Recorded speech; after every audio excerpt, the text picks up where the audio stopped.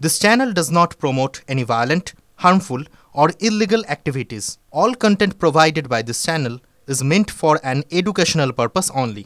কয়েকদিন আগেই বিধায়ক শওকত মোল্লার কনভয়ের ধাক্কায় মৃত্যু হয় মোহাম্মদ তাজউদ্দিন নামে এক ব্যক্তির। সেই ঘটনার পর পুলিশ তদন্তে নামে। দেখা যায় বিধায়কের কনভয়ে যে পুলিশের গাড়ি ছিল তার মেয়াদ আগেই উত্তীর্ণ হয়ে গিয়েছে। প্রশ্ন ওঠে, রাস্তায় তাহলে কিভাবে চলছে এই গাড়ি?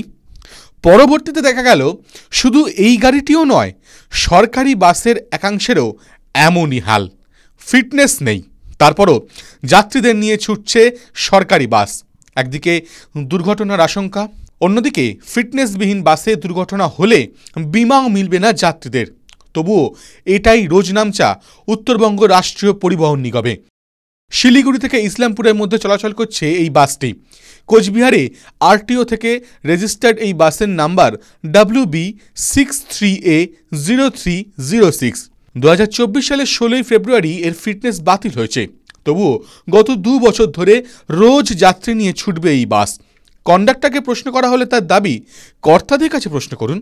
বিষয়টি শুনে ক্ষোভ উগরে দিয়েছেন যাত্রীরাও। এক ব্যক্তি বলেন, ইসলামপুর যাওয়ার পথে যদি পথে দুর্ঘটনা ঘটে তাহলে যাত্রীদের দায়িত্ব কে নেবে?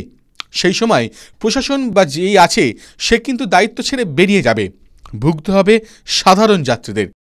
তবে কি ভাবছেন, এই ছবি শুধু উত্তরবঙ্গে? দক্ষিণবঙ্গেরও অবস্থা এক।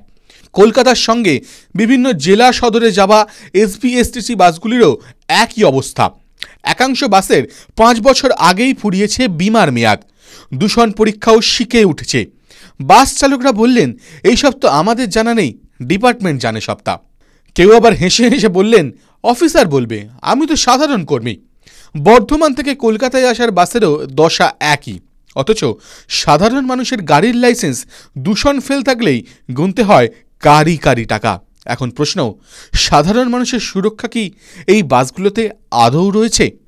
TV9 Bangla digital.